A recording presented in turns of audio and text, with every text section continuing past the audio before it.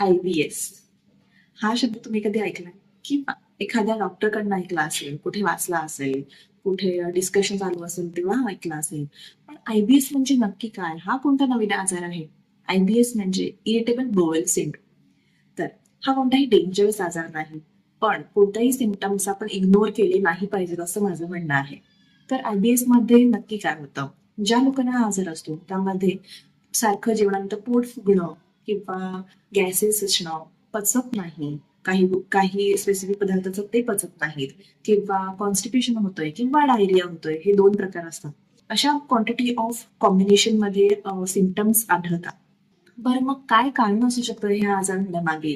कारण असं म्हटलं तर एक्झॅक्ट कारण या आजाराचं माहीत नाहीये कोणाला.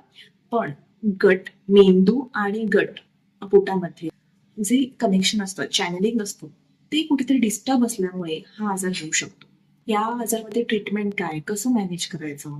तर जर तुम्हाला IBS असेल तर काही लोकांमध्ये तो IBS लाईफस्टाईल मॉडिफिकेशन करून, डाएट व्यवस्थित फॉलो करून, एक्सरसाइजेस करून, स्ट्रेस मॅनेज करून कमी करता येतात सिम्पटम्स. पण काही लोकांमध्ये मेडिकेशन्सची आवश्यकता असते. सो जर तुम्हाला असे काही सिम्पटम्स जाणवत असतील तर नक्की डॉक्टरकडे चौकशी करा.